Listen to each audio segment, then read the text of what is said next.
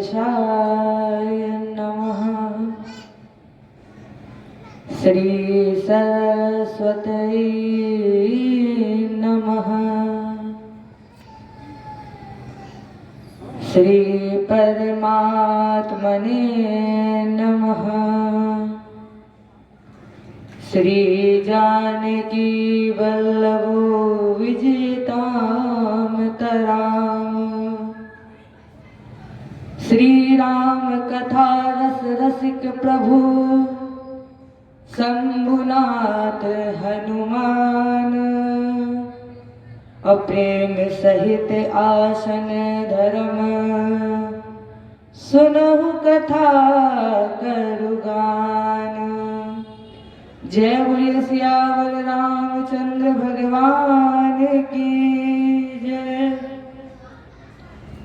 श्री सीतानाथ समारंभा श्री रामानंद राय मध्यमा। अस्मदाचार्य पर्यंता वंदे श्री गुरु परंपरा। जय बोले श्री सद्गुरुदेव भगवान की। लोकाभिरामम् रणरंगधीरम् राजीव नेत्रम् रघुवंशनाथम् कारुण्यरूपम् करुणाकरन्तम् श्रीरामचन्द्रम् शरणं प्रपद्ये। कर्पूरगौरम् करुणावतारम् संसारसारम् भुजगेन्द्रहारम् सदा वसन्तम् हृदयारविन्दे। भवं भवानी सहितं नमामि। मनोजवं मारुत तुल्यवेगम् जितेन्द्रियं बुद्धिमतां वरिष्ठम्। वातात्मजं वानरयूथमुख्यं श्रीरामदूतं शरणं प्रपद्ये। सीताराम सीताराम सीताराम सीताराम सीताराम सीताराम सीताराम सीताराम। अब कछु नाथ ना चाहिए मोरे। दीन दयाल अनुग्रह तोरे। जही विधिनाथ होई हित मोरा। करहूँ सुबेगी दास में तोरा। जय बोलिए कृष्ण भगवान की जय। बोलिए सियावर रामचंद्र की। माता रामो मात पिता चंद्रा। स्वामी रामो मत रामचंद्रः। सर्वस्व में रामचंद्रो दयालु। नानम में जाने नैव जाने न जान। बंदो सिय सिय प्राण प्रिय सुषमा शील निधान। अभरत शत्रुघ्न जन सुखाद रामानुज धनुमान। बंदो श्री तुलसी के चरण जिन किनहु जग काज। अकले समुद्र बूढ़त लखेऊ प्रगटेऊ सतहार। सिया राम मैं सब जग जानी करहु प्रणाम जोर जुग पानी। जय बोले सियावर रामचंद्र भगवान की। जय बोले बाल कृष्ण भगवान की। जय बोले उमापति महादेव की। जय बोले पवन सुत हनुमान की। जय बोले पूज्य पात गोस्वामी तुलसीदास महाराज की। ओम नमः पार्वती पते हर हर महादेव। अनंत आनंद कोटि ब्रह्मांड नायक परात परब्रह्म अब कारण करुणा मुरालय श्री राघव जी को प्रणाम।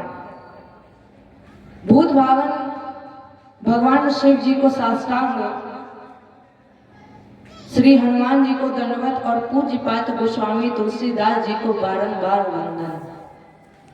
आइए हम सभी श्री रामचरितमानस के प्रथम दिवस पर प्रवेश करने जा रहे हैं। रामचरितमानस, मानस में 4 वक्ता हैं। आप सुनते रहते हैं कि कथा जिस प्रकार तालाब के 4 दिशा में 4 घाट होते हैं, उसी प्रकार गोस्वामी जी कहते हैं कि इस रामचरितमानस सरोवर में 4 घाट हैं। 4 घाट बने हुए हैं और हर घाट पर एक कहने वाला है और एक ही सुनने वाला है। अब यहाँ कथा चल रही है तो एक ही श्रोता है। श्रोता एक हो चाहे 1000 हो, लेकिन जब वक्ता कथा कहने वाला हो तो जिस भाव से वक्ता कथा करता है, यदि उसी भाव से श्रोता कथा सुनने लगे, उसी भाव से श्रोता कथा सुनने वाला मिल जाए तो कथा में आनंद आ जाएगा। और पहले वास्तव में कथा ऐसी होती थी जो बिना ढोलक और तबले के बजती थी। तो आज हम वही रामचरितमानस आपके सामने रखने जा रहे हैं। प्रथम दिवस है, 4 घाट। पहला घाट शरणागति घाट, दूसरा घाट कर्मकांड घाट, तीसरा घाट ज्ञान घाट और चौथा जो हम आपको आगे चल के बताएंगे। पहला घाट है शरणागति घाट। और इस घाट में यहाँ पर वक्ता कौन है? इस घाट में वक्ता है पूज्य पात गोस्वामी तुलसीदास जी महाराज। श्रोता है गंगा मैया की धारा। या तो ये कहें कि संत लोग हैं, या ये कहें कि पूज्य पात गोस्वामी जी ने अपना निज मन, जो भी गोस्वामी तुलसीदास जी के मन में आया। अभी ये प्रश्न उठता है कि ये घाट है कहाँ? ये घाट है काशी जी में 80 घाट। इस घाट का नाम शरणागति घाट। और मानस में जितनी शरणागति घाट की बातें हैं, भाव की बातें हैं, मानस में वो सब पूज्य पात गोस्वामी तुलसीदास जी ने कही हुई है। क्या कहते हैं महिमा में, सुनिएगा। राम कथा कलि कामद गाई। राम कथा कलि, कलि मतलब कलयुग में राम जी की ये कथा कामधेनु है। कलयुग में ये राम कथा कामधेनु है, अर्थात जो कामना लेकर इसकी सेवा करेंगे, ये निश्चित है कि कथा उस कामना को पूर्ण करेगी। लेकिन एक शर्त है कि कामना हो कैसी? कामना हो धर्म संबद्ध, निष्कपट भक्ति हो, निर्विवाद भक्ति हो, जिसमें कोई मांगने की कामना ना हो, फिर भी वो कामना हो धर्म संबद्ध हो। गोस्वामी जी ने महिमा गाई, पहले वक्ता पहले घाट। अब गोस्वामी जी कहते हैं कि मैं आपको वो कथा सुनाऊंगा। कौन सी कथा? जो कथा प्रयाग में बैठकर याज्ञवल्क्य ऋषि जी ने भरद्वाज जी को सुनाई। वो कथा हम आपको सुनाएंगे। अब दूसरी कथा प्रारंभ हो गई। दूसरा घाट, दूसरे घाट में हुए कर्मकांड घाट। ये कहां पर है? ये है तीर्थराज प्रयाग में। इसमें वक्ता है श्री याज्ञवल्क्य जी महाराज और श्रोता बन के आए हैं भरद्वाज जी महाराज। मानस में जितनी कर्म प्रधान बातें हैं वो सब याज्ञवल्क्य जी ने भरद्वाज जी को सुनाई। ये दूसरा घाट, क्या महिमा गाई है याज्ञवल्क्य जी ने, क्या महिमा सुनाई है। दुर्गा माँ ने महिषासुर का वध किया, तो ये कथा भी दुर्गा है, ये कथा भी काली है। और ये किसका वध करेगी? तुम मोह रूपी महिषासुर का वध करने के लिए राम जी की कथा साक्षात काली जी के समान है। अब याज्ञवल्क्य जी दूसरे घाट पर बैठे हैं। याज्ञवल्क्य जी कहे, मैं आपको वो कथा सुनाऊंगा। कौन सी कथा? जो भगवान शंकर ने मैया पार्वती जी को सुनाई है, मैं वो कथा आपको सुनाऊंगा। ये दूसरा घाट। अब तीसरा घाट प्रारंभ हो गया। ये कथा कहाँ हुई? कैलाश पर्वत पर। वक्ता बने भूत बावन भगवान शिव और श्रोता बनी मेरी मैया भवानी। अब जब वक्ता शंकर जी जैसे हो तो मैया पार्वती जी, भवानी जी बड़े अच्छे आनंद से कथा सुन रही हैं। और मानस में ज्ञान की जितनी बातें हैं वो सब बाबा शंकर जी ने कही है। सारी बातें जितनी भी ज्ञान की है वो सब बाबा शंकर ने कही। शंकर जी ने क्या महिमा गाई है। शंकर जी मैया पार्वती से कहते हैं, देवी मैं आपको वो कथा सुनाऊंगा जो काकभुसुंडी जी ने गरुड़ जी को सुनाई है। चौथा घाट जब प्रारंभ हुआ तो ये कहाँ है? चौथा घाट हिमालय में नीलगिरी पर्वत, जहां पर काकभुसुंडी जी महाराज पक्षियों को कथा सुना रहे हैं। लेकिन एक बात जरा समझिएगा, महिमा चारों स्थान पर हुई, चारों घाट पर हुई, चारों स्थान पर हुई, लेकिन 3 स्थान पर वक्ता ने महिमा गाई है और चौथे स्थान पर वक्ता ने कथा नहीं कही है। फिर चौथे स्थान पर जो श्रोता सुनने आए हैं उन्हीं ने ही कथा कही है, उन्हीं ने ही महिमा गाई। अब ये हुआ कैसे? आप लोग काकभुसुंडी जी को जानते हैं? काकभुसुंडी जी कौआ महाराज है। कौन कौआ? और एक बात और बताएं कि कौवे को पक्षी में क्या बोला जाता है? चांडाल। तो कौआ महाराज व्यासपीठ पर बैठे हैं और नीचे एक से एक दिव्य पक्षी, दिव्य तो छोड़िए, साक्षात पक्षियों के जो राजा हैं, भगवान के जो वाहन हैं, गरुड़ जी महाराज श्रोता बनकर बैठे हुए हैं। क्यों? लंका में जब युद्ध प्रारंभ हुआ, युद्ध के बीच में राम जी नागफास में जब बंध गए, तो भगवान जब नागफास में बंध गए तो नारद जी ने गरुड़ जी को बुलाया और कहा कि क्योंकि गरुड़ जी सर्प को खाते हैं, तो भगवान नागफास में जब बंधे हैं तो गरुड़ जी को बुलाया गया कि आप जाओ और भगवान को बंधन से मुक्त कर दो। गरुड़ जी आए, भगवान को बंधन से मुक्त तो कर दिया, लेकिन भगवान को खोलने के बाद गरुड़ जी अपने आप ही बंध गए। गरुड़ जी ने भगवान को तो खोल दिया, लेकिन गरुड़ जी स्वयं अपने आप ही बंध गए। किसमें बंधे हैं? मुंह में। देखिए जरा, एक शब्द है नैकट्य दोष। नैकट्य दोष, और ये कब लगता है? जब अधिक निकटता हो जाती है, ये दोष लग जाता है। और वैसे भी हमारे परमात्मा के पास जो जाना चाहता है उसे परमात्मा मुंह में बांध देते हैं। जब तक अनुराग नहीं होगा, पूर्ण भाव से समर्पण नहीं होगा, तो आपको ये दोष लग जाएगा। मोह का नैकट्य दोष आपको लग जाएगा जब तक आपके ऊपर पूर्ण समर्पण नहीं होगा।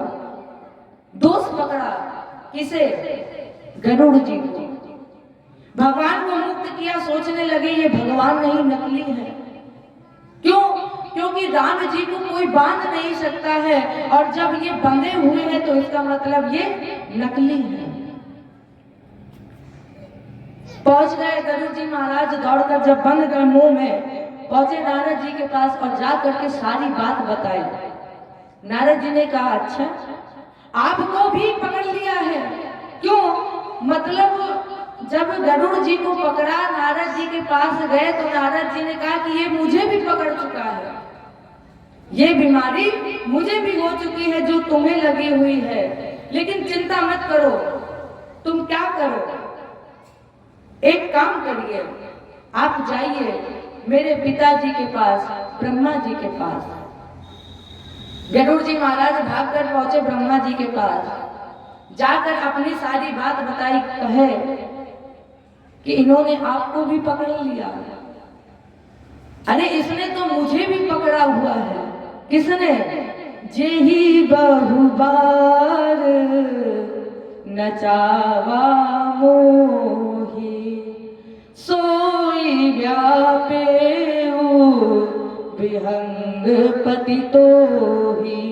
जिस मोह ने मुझ ब्रह्मा को अनेक बार पकड़ा, एक बार नहीं अनेक बार नचाया, उसी मोह ने गरुड़ जी आपको भी पकड़ लिया है। गरुड़ जी ने कहा महाराज जी कोई उपाय बताइए। ब्रह्मा जी ने कहा उपाय तो मेरे पास नहीं है, फिर इस रोग की दवा भोले बाबा शंकर भगवान के पास है। आप जाइए सीधे कैलाश, इधर उधर मत जाना, सीधे कैलाश जाना, और जब कैलाश जाओगे तो कुछ ना कुछ निवारण तुम्हें मिल जाएगा। गरुड़ जी महाराज दौड़े कैलाश की ओर।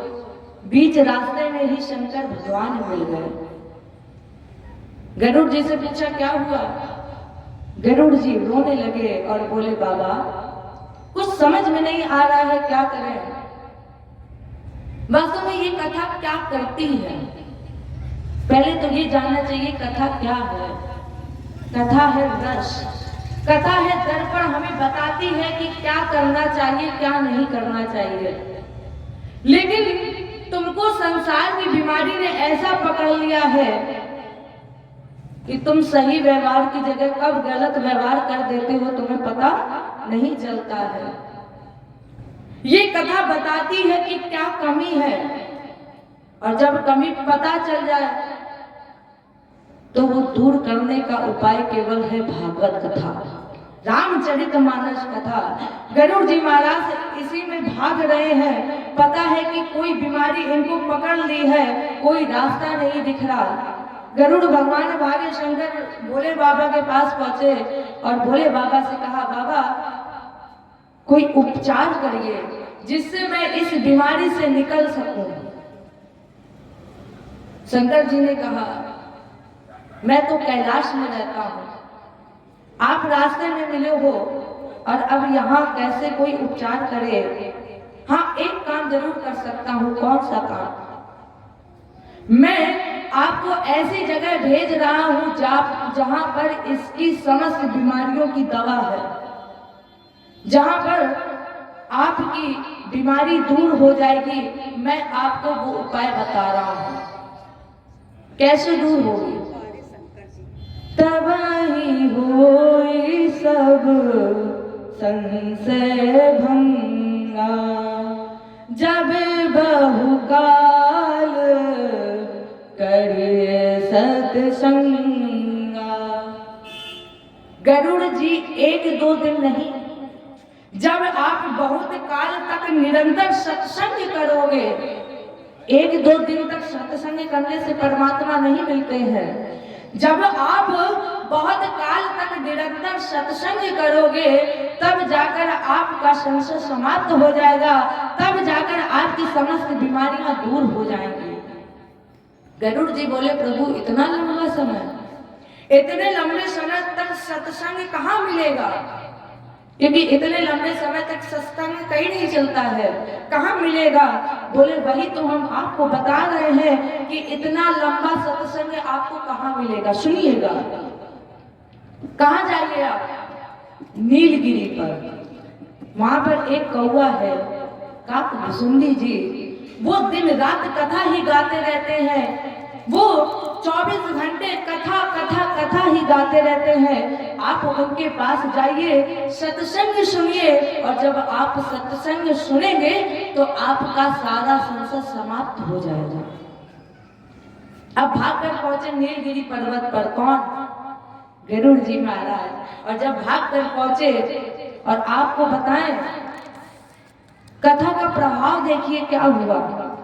अभी गरुड़ जी केवल वहां पर पहुंचे हैं, गरुड़ जी अभी केवल आश्रम को देखे हैं, और जैसे ही आश्रम को देखे, जिस आश्रम में बैठकर भगवान की कथा हो रही है, कथा के प्रभाव से उस आश्रम की इतनी दिव्य महिमा हो गई कि केवल आश्रम मात्र दर्शन करने से, आश्रम के दर्शन मात्र से गरुड़ जी का सारा मोह, सारा संशय समाप्त हो गया, केवल दर्शन मात्र से। अब जरा सोचिए, जब गरुड़ जी आश्रम में गए होंगे, जब देखने से ही सारा मोह समाप्त हो गया, और वास्तव में अगर घर रहकर, घर में देखकर, कथा कहीं दूर नहीं है, कथा यहीं पर है। गरुड़ जी को जैसे ही काक भुसुंडी जी ने देखा कि राजा जी आ गए हैं, उतर कर दिव्य स्वागत किया, पूजन किया, पूछा क्यों महाराज जी आज आप आए हैं, क्या कारण है आपके आने का? तब गरुड़ जी ने कहा, चौपाई में सुनिएगा, सुनहु तात जेहि कारण आयो, सो सब भयउ दरस तब पायो, देखी परम पावन तब आश्रम, देखी परम पावन तब आश्रम, गयउ मोह संशय नानाभ।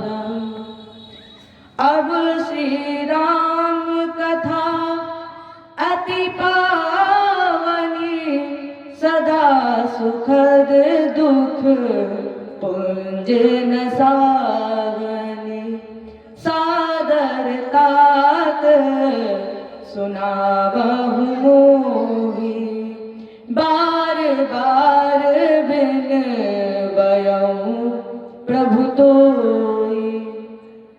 जिसे श्रवण कर मिट जाती है 100 जन्म की व्यथा, उस कथा को सुनकर आज गरुड़ जी का मोह समाप्त हो गया, केवल और केवल आश्रम के दर्शन मात्र से।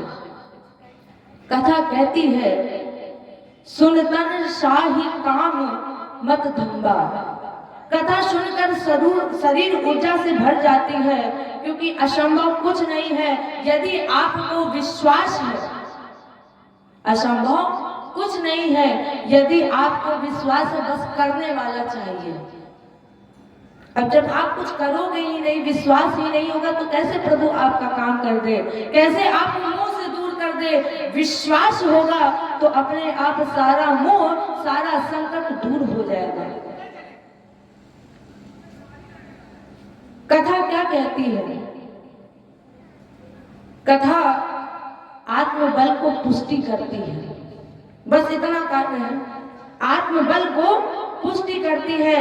इंसान करना चाहे अगर तो पहाड़ को छेद करके उसमें से नदी भी निकाल सकता है। पहाड़ को छेद करके उसमें से नदी की धारा भी निकाल सकता है। कब? जब इंसान करना चाहे तब। आप एक पत्ता भी इधर से उधर ना रखो तो क्या प्रभु आपका साथ देंगे? आप कर्म करिए, फल की चिंता मत करिए। अब ये आत्मबल कैसे बढ़ेगा? आत्मबल मजबूत करना हो तो कैसे बढ़ेगा? केवल और केवल कथा से। जब आप दुखी होते हैं तो आप परमात्मा की ही शरण में तो जाते हो। आप रामचरितमानस को उठाकर पढ़ते हो, तब आपका आत्मबल मजबूत होता है। और ये तो आज प्रथम दिवस है। जब आप जैसे जैसे कथा सुनेंगे, अयोध्या कांड की कथा में जब आप पहुंचेंगे, तब आपको पता चलेगा। देखो, यह आप अभी प्रथम दिवस की महिमा सुन रहे हैं। पूज्यपाद गोस्वामी जी ने 7 कांड लिखे हैं। पूज्यपाद गोस्वामी जी महाराज ने 7 कांड लिखे हैं, लेकिन बंबई में ज्वाला प्रसाद जी की जो रामचरितमानस छपती है, उसमें 8 कांड हैं। कौन सा 8वां कांड? लवकुश कांड। लेकिन हमारे पूज्यपाद गोस्वामी जी ने 7 कांड लिखे। कौन से 7 कांड? पहला कांड है बाल कांड, दूसरा अयोध्या कांड, तीसरा अरण्य कांड, चौथा किष्किंधा कांड, 5वां सुंदर कांड, छठा युद्ध कांड जिसे हम आप लंका कांड भी कहते हैं, 7वां है उत्तर कांड। लेकिन एक कांड और जोड़ दिया गया है। कौन सा? लवकुश कांड। ये 8 कांड आपको हमने बताया। उत्तर कांड में जीवन की ऐसी कोई समस्या नहीं है जिसका उत्तर बाबा ने ना लिखा। उत्तर कांड में हर समस्या का समाधान बाबा ने लिखा हुआ है। बाल कांड की चर्चा करें तो बाल कांड के प्रारंभ में पूज्यपाद गोस्वामी जी महाराज ने सर्वप्रथम 7 श्लोक लिखे। गोस्वामी जी ने अब 7 कांड ही क्यों लिखे? 8 लिख देते हैं, जैसे बंबई के ज्वाला प्रसाद जी ने लिखे हुए हैं। 7 ही कांड क्यों लिखे? संत तो अनेक कारण बताते हैं, लेकिन एक सबसे प्यारा जो कारण है वो मैं आपको बताऊं। आप लोग बताइए, दिन कितने होते हैं? 7 दिन होते हैं। और शुभ काम जितनी जल्दी हो जाए, शुभ काम सब यही सोचते हैं कि जितनी जल्दी होता जाए उतनी जल्दी हम शुभ कार्य कर लें। और जब आप शुभ कार्य को करेंगे तो फिर आप दिन थोड़ी ना देखोगे, शीघ्र अति शीघ्र करोगे। तो गोस्वामी जी ने 7 कांड लिखे, इसलिए कि 7 दिन है। जिस प्रकार 7 दिन है उसी प्रकार 7 कांड है। अर्थ क्या है? मानस को पढ़ने के लिए देखो, दिन मत गिनिए। दिन किनके लिए बटे हुए हैं? दिन उनके लिए बटे हुए हैं जो भगवान की शरण में कभी कभी आते हैं। सोमवार जी को शंकर जी की पूजा हो गई, मंगलवार को हनुमान जी की पूजा हो गई। हर एक दिन में हर एक देवता बटे हुए हैं, लेकिन ये देवता उनके लिए बटे हुए हैं जो कभी कभी मंदिर जाते हैं। उनके लिए नहीं बटे हुए हैं जो रोज जाते हैं। इसलिए 7 दिन में जब भी आपका मन करे आप जाइए, भगवान का दर्शन करिए, क्योंकि हर क्षण शुभ है। भागवत जी की कथा, रामचरितमानस सुनने के लिए कोई दिन मत देखिए, हर दिन शुभ है। और सबसे बड़ी बात कि मानस को पढ़ने के लिए कोई नियम नहीं। जब मन करे आप उठाओ और पढ़ो, कोई नियम नहीं। और वास्तव में जितना समझ में आए उतना पढ़िए। ये नहीं कि मन लग नहीं रहा है और रामचरितमानस खोले बैठे हो। जितना मन, आप एक चौपाई पढ़े, एक चौपाई तक मन है तो एक ही चौपाई पढ़े, लेकिन जब मन हो तो ही पढ़े। लेकिन एक निवेदन और है मेरा, क्या? जो भी पढ़े उसे समझ के पढ़े, अपने जीवन में उतारे। और एक चौपाई और पढ़िए, कौन सी? मंगल भवन मंगल हारी, मंगल भवन मंगल हारी, द्रवहु सुदशरथ अजीर बिहारी, उमा सहित जेहि जपत पुरारी। अब देखिए ये जो आपने चौपाई गाई है, मंगल भवन अमंगल हारी, द्रवहु सुदशरथ अजिर बिहारी। आपने चौपाई गाई, अब इसका अर्थ नहीं पता तो फिर चौपाई गाने से पढ़ने से क्या मतलब है, क्या अर्थ है इसका? मंगल भवन, राम जी कौन है? मंगल के भवन है, घर है, और अमंगल हारी, अमंगल का हरण करने वाले वो राम जी, अमंगल का हरण करने वाले वो राम जी। इसके बाद द्रवहु सुदशरथ अजिर बिहारी। अब यहाँ पर कुछ लोग पढ़ते हैं क्या, कुछ लोग कहते हैं द्रवहु सुदशरथ अजर बिहारी। अजर नहीं है, अजिर है। अब इसका अर्थ समझिएगा। अजर मतलब होता है जो जल ना सके, अजर मतलब जो जल ना सके, अजिर मतलब होता है आंगन। और हमारे बिहारी जी आंगन में ही तो आते हैं। गोस्वामी जी कहते हैं द्रवहु सुदशरथ अजिर बिहारी, आप मेरे घर पर द्रवित होइए। कौन? दशरथ अजिर बिहारी।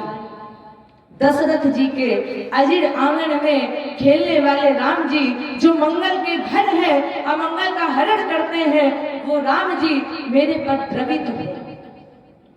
ये इसका अर्थ है। अब अर्थ मालूम ही नहीं, पढ़े जा रहे हैं, जब तक मन कर रहा है तब तक पढ़ रहे हैं। तो महाराज जी अब अर्थ के लिए क्या करना चाहिए? कुछ मत करिए। आप रामचरितमानस को उठाइए, और रामचरितमानस पूरी हिंदी में लिखी हुई है। गोस्वामी तुलसीदास जी महाराज ने हिंदी में लिखी हुई है।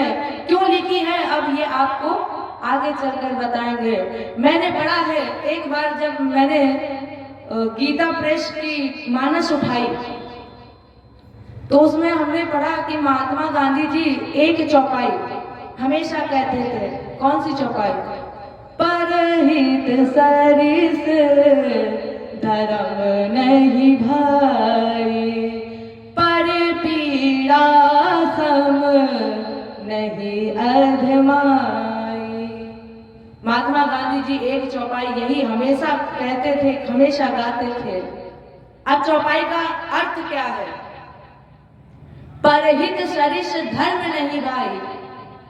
परहित, पर का हित करना इससे बड़ा धर्म नहीं है। पर मतलब जिसको ना आप जानते हो, ना जो आपको जानता है, जिससे आपका कोई संबंध नहीं है, ऐसे किसी का आप हित करते हो तो आप परहित करते हो। जिसे आप जानते नहीं, अगर आप उसका हित कर दो तो आप परहित करते हो। परहित जैसा कोई धर्म ही नहीं है, मानस कहती है। और दूसरे को पीड़ा, इससे बड़ा कोई पाप नहीं है।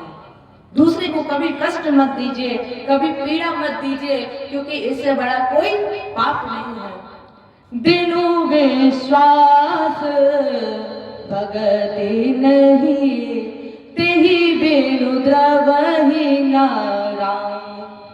कछु भी कुछ भी करिए आप, जब तक हमको अपने द्वारा किए हुए कार्य पर विश्वास नहीं है, हमने कार्य किया, अगर उस कार्य पर विश्वास नहीं है तो वो आपका कार्य पूरा होने वाला नहीं है।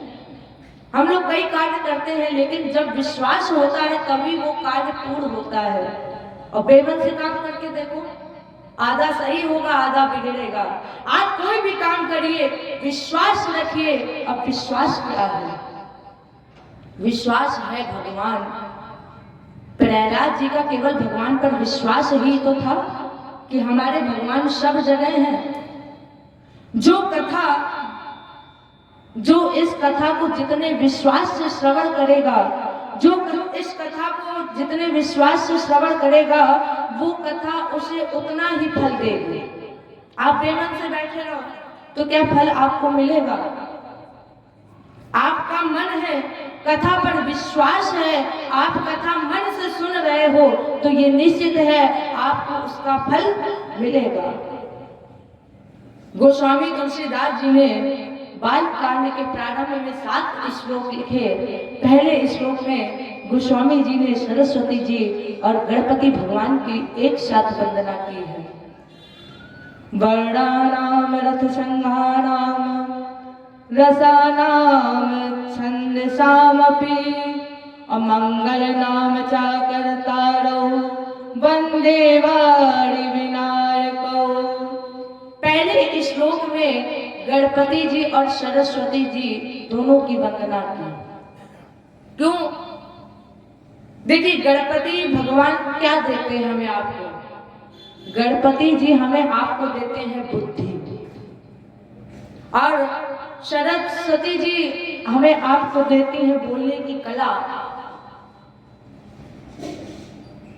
अब आप बताइए, बहुत बोलने वाले आ जाए लेकिन उनके पास बुद्धि ना हो, तो वो तो वही बोलेंगे ना जो मन में है उनके। बोलने वाले तो बहुत हैं, लेकिन अगर बुद्धि नहीं होगी तो कब क्या बोल जाए क्या पता।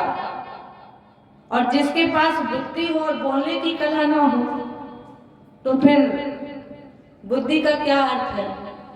बुद्धि ज्यादा हो, बोलने की कला ना हो, तो फिर उस बुद्धि का कोई मतलब नहीं, कोई अर्थ नहीं है। क्यों? पहले श्लोक में गोस्वामी जी ने दोनों की वंदना की। क्यों? कहा, प्रभु आप दोनों मेरे पर कृपा बनाइए। क्यों? क्योंकि जब तक आप दोनों की कृपा नहीं होगी तो बुद्धि के बिना बोलने की कला बेकार है, और बोलने की कला के बिना बुद्धि बेकार है।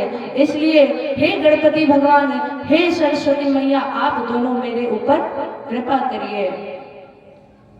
दूसरे श्लोक में बाबा कहते हैं, भवानी शंकरौ वंदे श्रद्धा विश्वास रूपिणो अयाभ्याम विना न पश्यन्ति सिद्धः स्वान्तः स्थमीश्वरम्। दूसरे श्लोक में गोस्वामी तुलसीदास जी महाराज ने शंकर भगवान और मैया पार्वती जी की वंदना की है। शंकर भगवान कौन है? अभी आपको बताया था, विश्वास, और मैया पार्वती जी है श्रद्धा।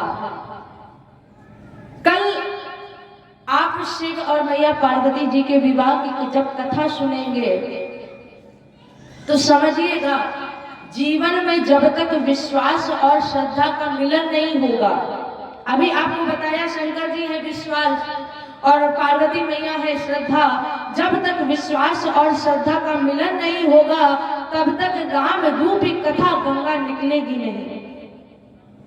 जब तक दोनों का मिलन नहीं होगा तब तक राम कथा गंगा कहां से निकलेगी?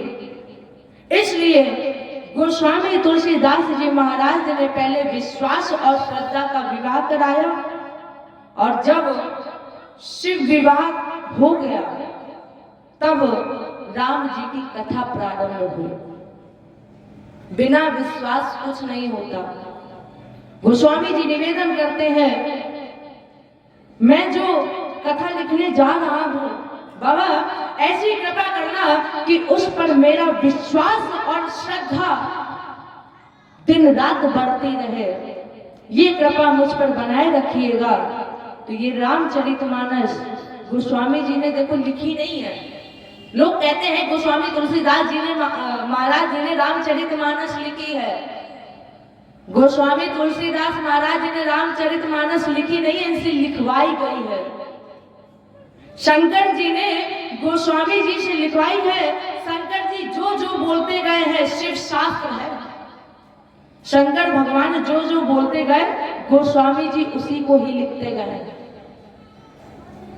गोस्वामी जी भी कह रहे हैं क्या? शंभु प्रसाद सुमति ही हुलसी रामचरित मानस कवि तुलसी। कहते हैं शंभु प्रसाद, शिव जी की कृपा प्रसाद स्वरूप सुमति ही है हुलसी, मेरे मन में ये भाव आया है। बाबा ने कहा मैंने नहीं लिखा। बाबा ने लिखा क्या? रामचरितमानस कवि तुलसी। बाबा ने अपना नाम नहीं लिखा, इस रामचरित का कवि मुझे तुलसी को बना दिया। स्वयं नहीं बने कवि, तुलसी जी को बनाया। और आपको एक बात और बताएं, गोस्वामी जी महाराज 7 दिनों तक संस्कृत में लिखते रहे हैं। रामचरितमानस को 7 दिनों तक संस्कृत में लिखते रहे।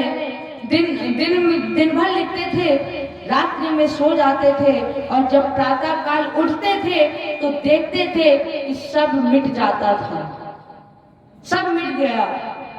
7 दिनों तक ऐसा चलता रहा। 7वें दिन रात्रि में बाबा को शंकर जी और मैया पार्वती जी ने दर्शन दिए और कहा बाबा आप इसको संस्कृत में नहीं लिखिए, फिर आप इसको संस्कृत में ना लिखकर गांव की अवधी भाषा में लिखिए। बाबा ने पूछा क्यों?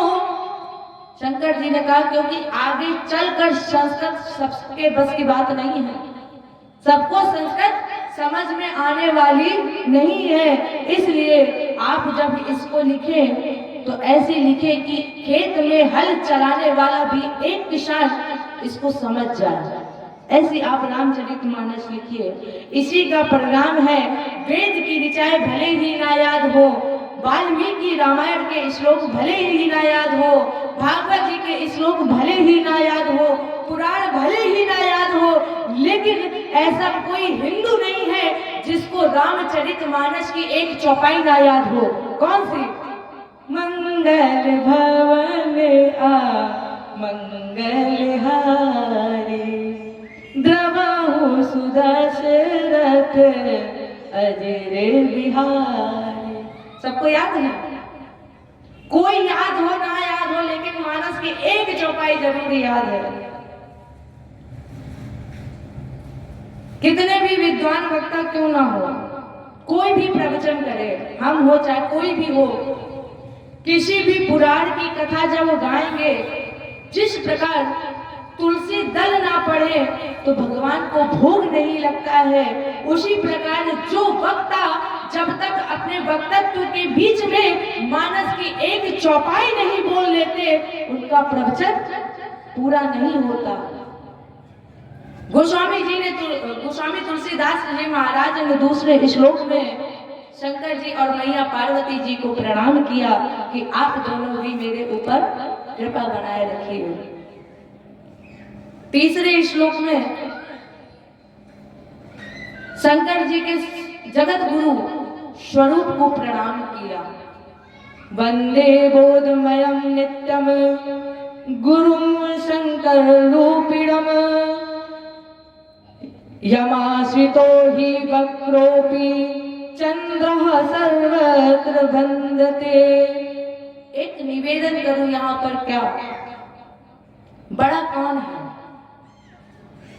जिसके पास छोटा भी पहुंच के बड़कपन दिखाए, जिसके पास छोटा पहुंचकर बड़कपन प्राप्त कर ले, वो बड़ा है।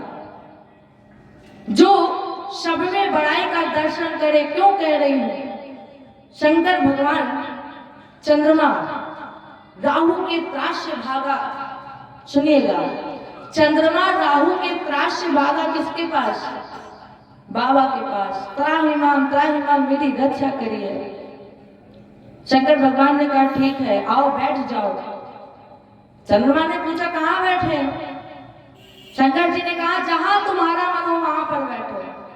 अब आपके पास कोई आए, आप उसको बैठा लो। देखो चंद्रमा ने क्या किया, शंकर भगवान ने कहा जहां मन हो वहां पर बैठ जाओ, तो जाकर के सीधे बाबा के कपारे पर बैठ गए। आप किसी व्यक्ति से कहो आओ बैठो आके, और आपके सर पे बैठ जाए आके, तो आप क्या करोगे? बाबा ने कहा जहां मन हो तो जाके सीधे बाबा के कपारे पर बैठ गए। यहाँ पर गोस्वामी जी वक्रोपी कहते हैं, माने टेढ़ा चंद्रमा। जो चंद्रमा है वो टेढ़ा है। शंकर जी के ललाट पर पूर्णिमा का चंद्रमा नहीं है। कौन सा चंद्रमा है? दूज के चंद्रमा है, टेढ़ा चंद्रमा। और उसी टेढ़े को बाबा ने अपने सर पर बैठा लिया। और जब बाबा के मस्तक पर बैठ गया, बाबा के मस्तक पर होने के कारण चंद्रमा जगत पूज्य बन गया, जिसके शरण में जाने के बाद कोई भी बड़ा बन जाता है। परम पूज्य गोस्वामी जी ने इस भाव से गुरु स्वरूप शंकर भगवान की वंदना की। जो भी हमारी शरण में आएगा वो निश्चित है भव से पार हो जाएगा, उसे हम बड़ा बना देंगे। लेकिन जब आप भगवान के सामने छोटा बनकर जाओगे तो बड़े बनोगे ना। और जब पहले से ही आप बड़े बनकर जा रहे हो तो फिर भगवान खुद कहेंगे तुम पहले से बड़े हो, तो फिर हमें बड़े बनाने की क्या जरूरत। तो गोस्वामी तुलसीदास जी महाराज ने इस भाव से गुरु स्वरूप शंकर और भगवान की वंदना की। चौथे में आदि कवि बाबा वाल्मीकि और श्री हनुमान जी महाराज की वंदना की। पांचवें में मेरी माँ जानकी जी की वंदना की। छठे में राघव सरकार की वंदना की। सातवें श्लोक में गुरु जी अपनी बात कहते हैं, अंतिम श्लोक। नाना पुराण निगमागम सम्मतम यद रामायण निगदितम क्वचिदन्यतोऽपि स्वान्तः सुखाय तुलसी रघुनाथ गाथा भाषा निबंध मति मंजुल मातनोति। गोस्वामी तुलसीदास महाराज जी अंतिम श्लोक में कहते हैं कि मैंने इस रामचरितमानस की रचना कैसे की। नाना पुराण, पुराण कितने? 18 उप पुराण, 4 वेद, 4 उपवेद और 6 शास्त्र। और इसके बाद धरती पर जितने रामायण है कितने हैं? 100 करोड़ से भी ऊपर। रामायण शतकोटि अपारा। कहते हैं कि गोस्वामी जी इनके सबके सार को निकालकर मैंने इस रामचरितमानस की रचना की है। संत लोग कहते हैं कि हम हो चाहे आप हो, यदि केवल रामचरितमानस पढ़ेंगे तो हमको 18 पुराण, 4 वेद, 6 शास्त्र, सब ग्रंथ पढ़ने का फल केवल रामचरितमानस के पढ़ने से प्राप्त हो जाएगा। लेकिन आप रामचरितमानस पढ़िए तो 7 श्लोक लिखने के बाद पंचदेव उपासना की और उसके बाद मानस की पहली चौपाई पूज्यपाद गोस्वामी तुलसीदास जी महाराज कहते हैं, बंद गुरु पद पदुम परागा, बंद गुरु पद पदुम परागा, सुरुचि सुबास सरस अनुरागा, अमीय मुरी में चूरन चारू, समर सकल भव रुज परिवारो, श्री गुरुपद नख मणिगण ज्योति, सुमिरत दिव्य दृष्टि होती। गोस्वामी जी ने सबसे पहले गुरुदेव भगवान के चरण की नहीं, गुरुदेव भगवान के चरण की नहीं, चरण रज की वंदना की है। आप लोग समझते हैं ना रज? वो जो पांव की धूल होती है उसकी वंदना की। क्या? बंदा गुरु पद पदों में परागा, चरण रज की धूल की वंदना की। जो भी अपने गुरु चरण रज का सेवन करता है वो रज उस जीव की रुचि को बदल देता है। जो अपने गुरु की चरण धूल को सेवन करता है, धूल कर सेवन करता है तो उसकी रुचि ही बदल जाती है। रुचि माने चाह, जो हमारे अंदर चाह होती है वो बदल जाती है। सुरुचि, सुरुचि माने सुंदर रुचि, सुबास सुबास सरस अनुरागा, रुचि बदल जाती है किसकी? जो गुरु चरण रज का सेवन करता है। सुबास सुबास कहे तो सुगंध, गुरु चरण सेवा करने से जीवन सुगंध से बढ़ जाता है, सरस जीवन में सरलता आ जाती है। देखो एक बात और, सरल आया यहाँ पर, सरल आया कि गुरु चरण लेने से जीवन सरल हो जाता है, सफल हो जाता है। लेकिन जब जीवन में कुछ भी बन जाना, जीवन में कुछ भी बन जाना सरल है, लेकिन सरल बनना सबसे कठिन है। जीवन में कुछ भी कर लो सरल है, लेकिन सरल बनना सबसे बड़ा कठिन है। इसलिए जानते हैं राम जी ने नवम भक्ति में 9वें स्थान पर सरल को रखा है। सरल होना एक भक्ति है, लेकिन ये 9वीं भक्ति, नवम सरल आसान नहीं है। सरल पर प्रवचन देना तो बहुत सरल है, लेकिन सरल बन जाना बहुत कठिन है। प्रवचन तो बहुत देते हैं, लेकिन सरल होना बहुत कठिन है। सरल पर प्रवचन भी बहुत देते हैं, लेकिन सरल होना कठिन है। लेकिन जिस पर हमारे राघव जी की कृपा हो जाए, जिस पर मेरे राम जी की कृपा हो जाए, उसी के पास ही ये सरल होगा। ये सरलता प्राप्त कैसे होगी? गोस्वामी जी कहते हैं बड़ा सरल है, ये सरलता को प्राप्त करना ही बड़ा सरल है। जो गुरु चरण रज का सेवन करे, ये चरण रज ही उसके जीवन में सरलता ला देती है, सरस अनुरागा। अब ये समझिए कि अनुराग क्या है, राग क्या है। तो सबसे पहले जाने राग क्या है। राग है प्रेम। जो संसार में, समाज में हम प्रेम करते हैं, सुनिएगा, जो संसार में, समाज में हम प्रेम करते हैं, वो प्रेम है राग। और वही प्रेम जब ऊपर बढ़ के परिवार से निकल के भगवान में प्रवेश कर जाता है, तो वो उस प्रेम का नाम है अनुराग। और वो अनुराग जब और ऊपर पहुंचता है, तब से, साधन से जो भगवान के निराकार स्वरूप में प्रवेश कर जाता है, उस प्रेम का नाम है वैराग्य। राग, अनुराग, वैराग्य, ये अंतर है तीनों में। राग जो संसार में प्रेम करता, जो परिवार को छोड़कर भगवान में जाता, अनुराग, और जो इससे भी ऊपर चला जाता है, वो है वैराग्य। अब बताओ, आप लोग राग बनोगे कि अनुराग बनोगे कि वैराग्य बनोगे? तो हम तो कहते हैं राग छोड़ो, वैराग्य तो अभी मुश्किल है, सीधे पहुंचो अनुराग में। क्योंकि हमारे राम जी ना तो राग से मिलते हैं, ना वैराग्य से मिलते हैं। हमारे राम जी कैसे मिलते हैं? हमारे राम जी अनुराग से मिलते हैं। क्योंकि लिखा गया है क्या? मिले ही ना रघुपति बिन अनुरागा, राम जी बिना अनुराग के नहीं मिलते हैं। इसलिए आप अनुराग में जाइए, भगवान की भक्ति में लीन होइए, अनुराग को प्राप्त करिए। एक बात और कहें, बिना राग किए कोई अनुराग को प्राप्त नहीं कर सकता है। पहले परिवार को प्रेम करना प्रारंभ करिए।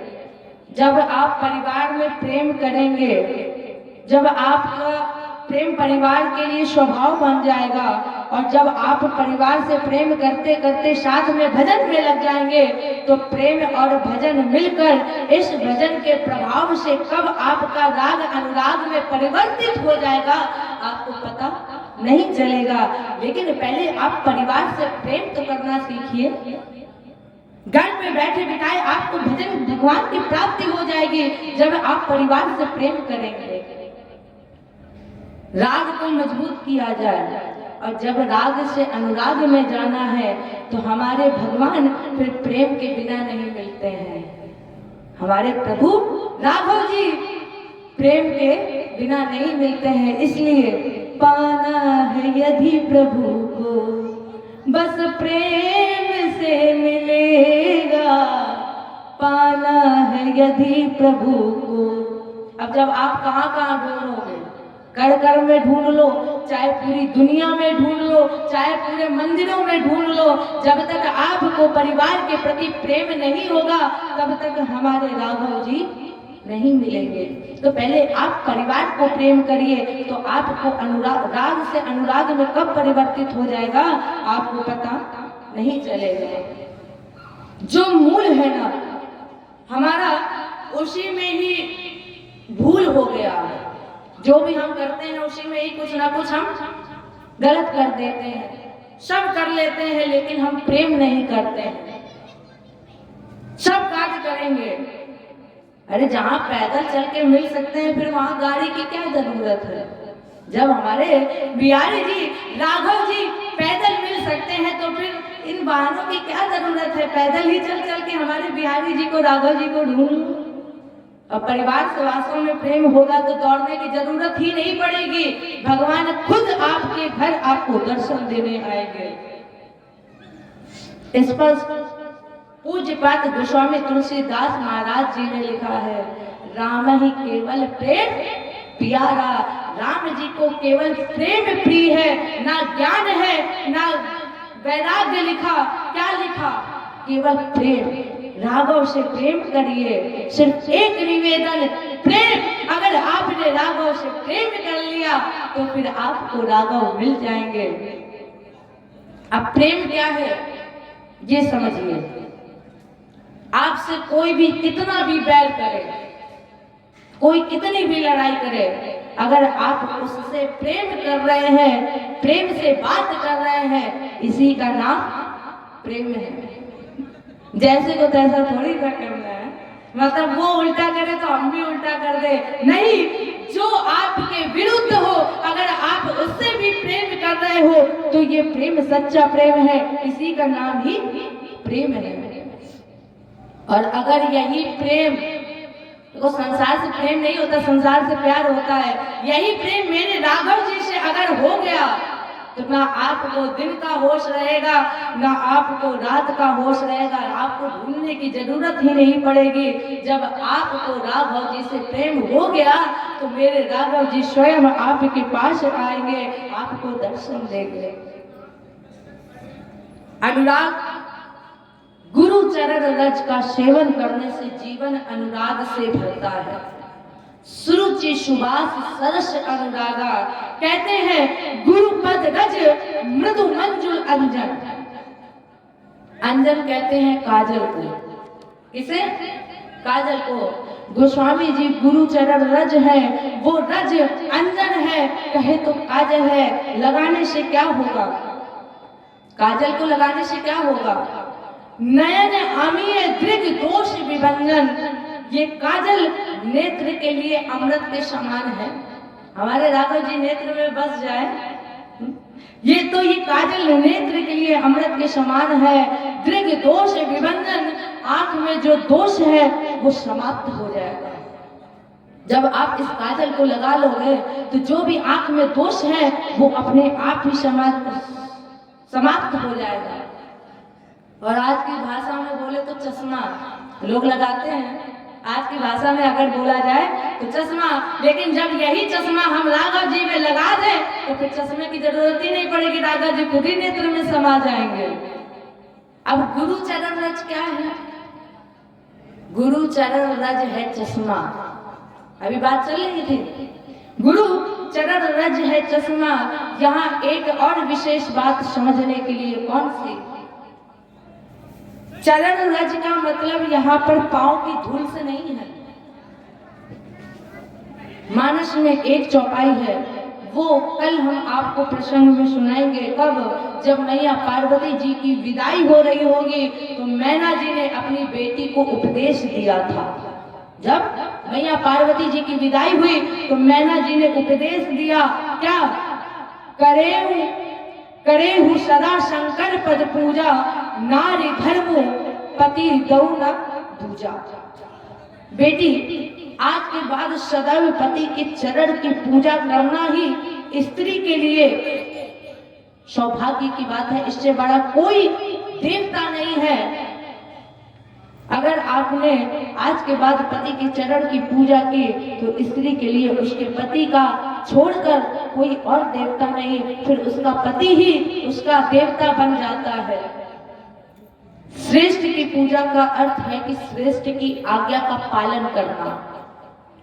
श्रेष्ठ की पूजा का अर्थ है कि श्रेष्ठ की आज्ञा का पालन करना। यहाँ जो गुरु चरण रज कहा गया है, गुरु के मुख रूपी पद में जो गुरु आज्ञा वाक्य रूपी रज है, उस आज्ञा का सेवन करेंगे। उस आज्ञा का जब सेवन करेंगे तो उसके साथ ऐसा ही होगा कैसा, जैसा मैया पार्वती जी के साथ जब मैना ने समझाया है। गुरार्थ है कि ये गुरु आज्ञा का जो जीवन में पालन करेगा उसका जीवन में कभी अनिष्ट, कभी गलत व्यवहार, कभी अनिष्ट हो ही नहीं सकता है। इसलिए गुरु की आज्ञा का पालन करें, गुरु की आज्ञा को कभी अनिष्ट ना करें। पालन कैसे, फिर आपको बता रहे हैं कैसे पालन करें। विश्वास पूर्वक। जब तक आपको अपने गुरु पर विश्वास नहीं होगा, नयन अमीय दृढ़ दोष विभंजन, नेत्र से दोष, जब आपको गुरु पर विश्वास होगा तो नेत्र से दोष समाप्त हो जाएगा। और अगर आपको गुरु पर विश्वास नहीं होगा तो नेत्र में जो दोष है वो दोष बना ही रहेगा। एक बार आप अपने गुरु पर विश्वास तो करिए। पूज्य बात गोस्वामी तुलसीदास जी ने गुरु वंदना की, ब्राह्मणों की वंदना की, उसके बाद संत समाज सत्संग की वंदना की। आइए गोस्वामी तुलसीदास जी की चौपाई के साथ सत्संग की महिमा का स्मरण करें। बाबा कहते हैं, मजन फल पे किए तत्काला, काके होई पिक बकऊ मराला, सुनी आचरज करे जन कोई, सतसंगति महिमा नहीं गोई, बिनु सतसंग विवेक न होई, राम कृपा बिनु सुलभ न सोई, सठ सुध रही सतसंगति पाई। कैसे पाए, जब पारस परस कुधात सुहाई। क्या महिमा गाई। बाबा कहते हैं सत्संग रूपी प्रयाग में जाकर जो नहाएगा क्या होगा। जब आप सत्संग रूपी प्रयाग में नहाएंगे तो क्या होगा। काक होई पिक बकल उमराला, काक माने कौवा, काक माने कौवा, कौवा क्या हो जाएगा, पिक, पिक कहे तो कोयल। अब आप बताइए कि कोयल मीठा बोलती है कि कौवा। कोयल मीठा बोलती है, लेकिन काक भुसुंडी जी कौवा है कि नहीं ये आप बताइए। काक भुसुंडी जी कौवा है कि नहीं है। अभी आपको बताया कि काक भुसुंडी जी का नाम कौवा भी है, कौवा कहते हैं। चौपाई पढ़िएगा, उत्तरकांड में जब गरुड़ जी महाराज पहुंचे हैं काक भुसुंडी जी के पास, तो काक भुसुंडी जी उतर के जब पूजा की है तो चौपाई कहती है क्या, करी पूजा समेत अनुरागा, फिर मधुर वचन तब बोले कागा। आज कागा कौवा भी मीठा वचन बोल दिया है। लिखा है मधुर वचन तब बोले कागा। कौवा कैसा वचन बोल रहा है, मधुर वचन बोल रहा है। कौन कौवा। अब अभी आप कह रहे थे कि कौवा तो मीठा बोलता ही नहीं है, फिर मधुर वचन कैसे बोला है। जो राम राम कहेगा, जो राम राम जपेगा, वो कब अपने आप मीठा बोल देगा उसे पता ही नहीं चलेगा। आपके घर में कोई कर्कशा व्यक्ति है, कर्कशा बोलता हो, आप उससे केवल ये कहो कि 15 मिनट, 1 साल तक 15 मिनट क्या कहे, राम राम राम राम राम राम राम राम राम राम राम राम राम राम। केवल 1 साल तक 15 मिनट केवल राम राम राम राम जपेगा, तो वो जो कर्कशा बोलता ही होगा, वो कब मधुरता में बदल जाएगा पता चलने वाला नहीं है। लेकिन एक बार आप राम राम कहिए तो काक हो ही पिको, मैं नहीं बोल रही, ये मानस का शिव शास्त्र है। कौवा कब कोयल बन जाएगा पता नहीं चलेगा। देखो ये शरीर क्या बदलता है,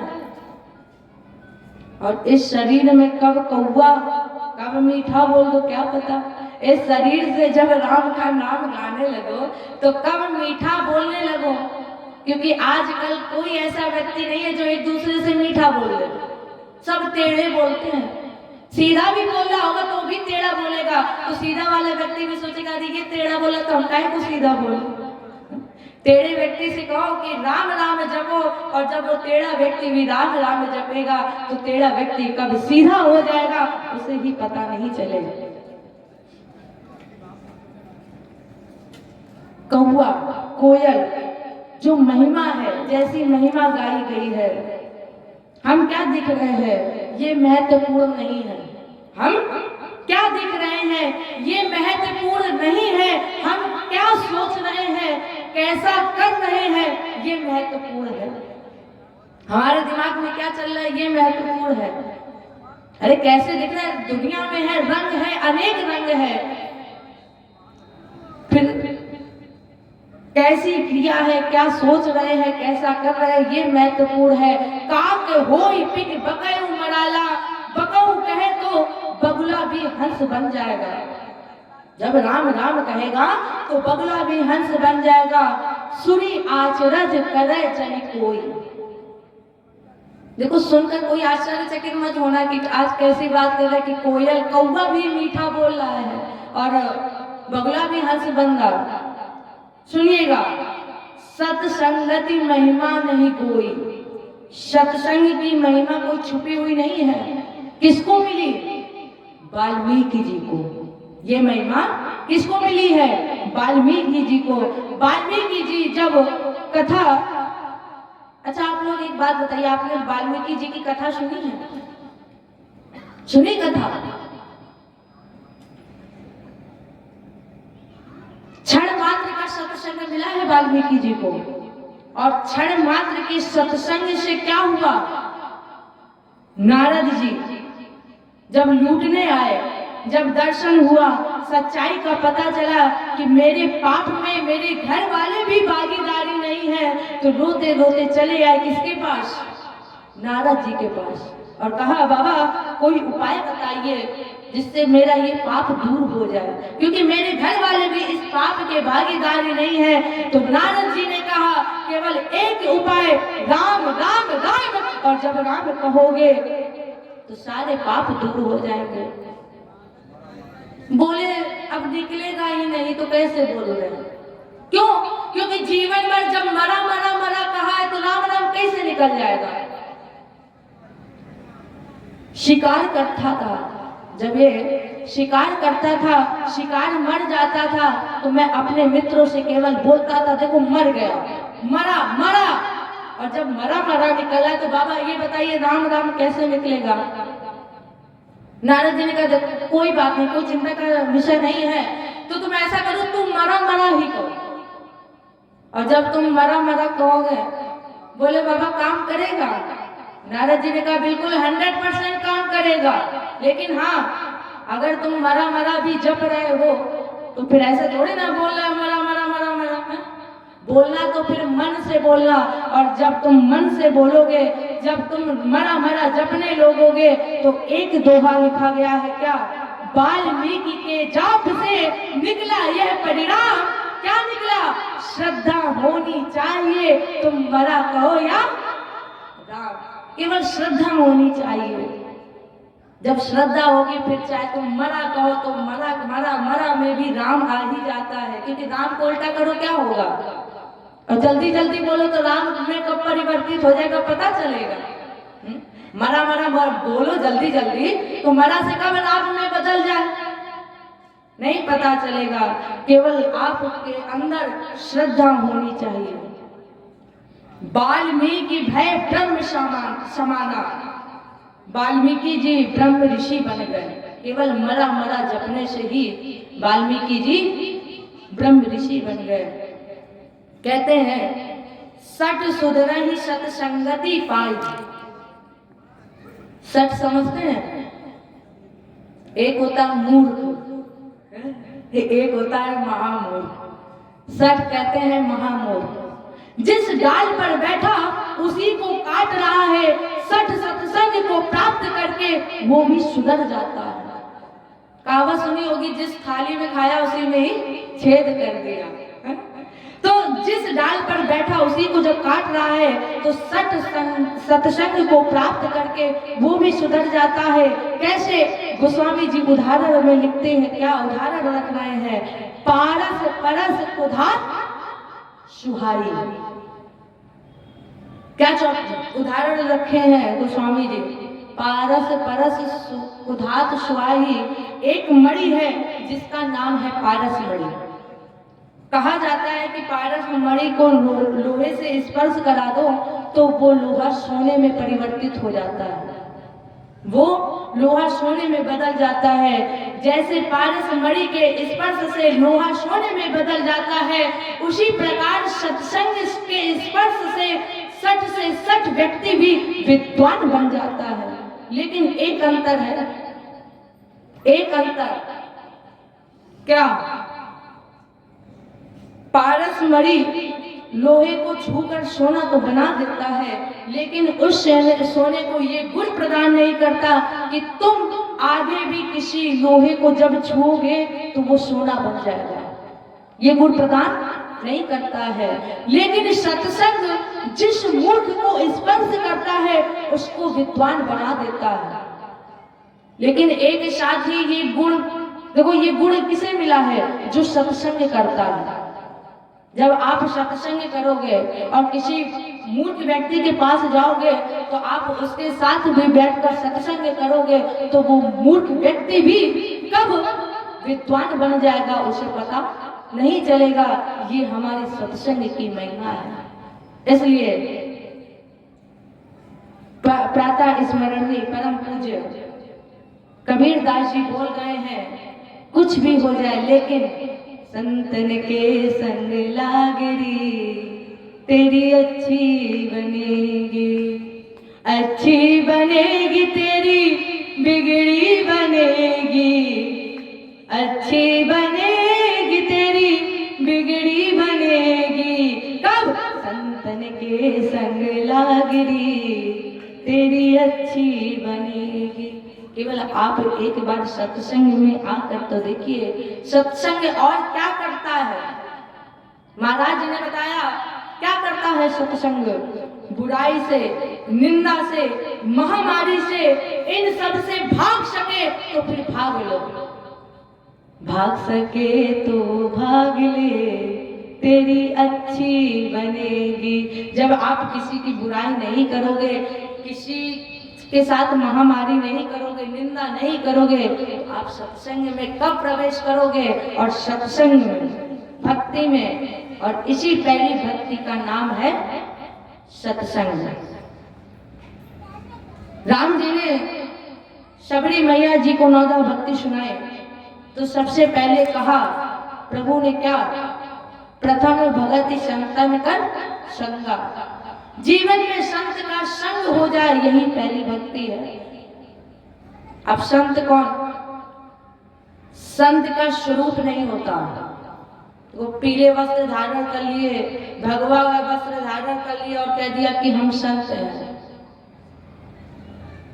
जिसके स्वभाव में संतत्व नहीं है वो संत हो ही नहीं सकता है। संत कौन? जिसको देखने के बाद अनंत याद आ जाए वो संत है। जिसको देखने के बाद वही दिख रहा है तो वो संत थोड़ी ना है। संत वो है जिसको देखने के बाद हमारे परमात्मा याद आ जाए, हमारे अनंत याद आ जाए, वो जीव संत है। संत तो कोई भी हो सकता है, संत होना बहुत कठिन है। गोस्वामी जी कहते हैं विनय पत्रिका में, प्रभु क्या कभी मैं संत का स्वभाव प्राप्त कर पाऊंगा? क्या मुझे कभी संत का स्वभाव प्राप्त होगा? गोस्वामी जी कहते हैं हम संत हैं। संत कौन? पर उपकार वचन मन काया, संत सहज स्वभाव खग राजा। काक भुसुंडी जी कहते हैं गरुड़ जी से, संत कौन है? पर उपकार वचन से, मन से, व्यवहार से जो दिन रात एक दूसरे के उपकार में लगा है वो संत है। संत कौन? वृक्ष संत है, पृथ्वी संत है, पर्वत संत है, नदियां संत है। संत जीवन में सत्संग मिल जाएगा तो समझ लेना आपका पूरा काम हो गया है। संत का संग करिए। हमारे आपके ऊपर भगवान की बड़ी कृपा है। जीवन के हर क्षण में इसका अनुभव करने का स्वभाव बनाइए, क्योंकि ये कथा हर किसी को नहीं मिलती है। मानस की एक चौपाई के साथ तो जब आपको संत मिलेंगे तो आपको परमात्मा अवश्य मिलेंगे, ये निश्चित है, ये तय है। आइए मानस की एक चौपाई के साथ आज इस शस्त्र को विराम देते हैं। गोस्वामी जी बड़ी अच्छी बात कह रहे हैं। आहवत ए ही सर, ये जो सरोवर है और इस सरोवर में जो नहा लेता है, गोस्वामी जी के यहाँ आने पर आहवत ए ही सर, बड़ी कठिनाई, बहुत कठिनाई है, बड़ी कठिनाई है। राम कृपा बिनु आई ना जाए, जब तक भगवान की कृपा नहीं होगी जीव पर, तब तक जीव घर से निकलकर आ ही नहीं सकता। जब तक परमात्मा की कृपा नहीं होगी वो जीव इस पंडाल में नहीं आ सकता है। ये बात मानते हो आप लोग कि जब तक परमात्मा साथ नहीं देंगे, परमात्मा नहीं चाहेंगे, तो क्या आप घर से बाहर निकल सकते हो? नहीं निकल सकते। इतनी सर्दी में वो भी, और वास्तव में इतनी सर्दी में हम ही लोग आ गए तो ये भी भगवान की सबसे बड़ी कृपा है। इतनी सर्दी में हम ही लोग आ गए, भगवान की ही तो कृपा है कि आज हम सभी के बीच में रामचरितमानस, वो भी शुद्ध। और एक चौपाई अभी आपने आपको बताई, राम कृपा बिनु आई ना जाए, ये सही चौपाई है। लेकिन हम जब पढ़ रहे थे तो हमारे मन में आया कि थोड़ा क्यों ना इस चौपाई को परिवर्तित किया जाए। तो हमने सोचा कि लाइए इस चौपाई में क्या करते हैं, राम कृपा से जे आई ना जाए, जो राम की कृपा से एक बार आ जाता है वो फिर जाने वाला नहीं है। इसलिए जब भी मौका मिले 24 घंटे में एक बार रामचरितमानस को पढ़िए। आइए एक छोटा सा प्यारा सा भजन गाते हैं और इसके बाद आरती और प्रसाद।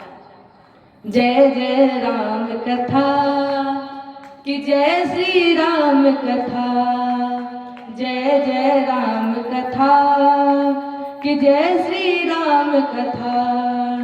जिसे श्रवण कर अमर हुए हैं, जिसे श्रवण कर अमर हुए हैं श्री हनुमंत लला। जय जय राम कथा कि जय श्री राम कथा, जय जय राम कथा कि जय श्री राम कथा।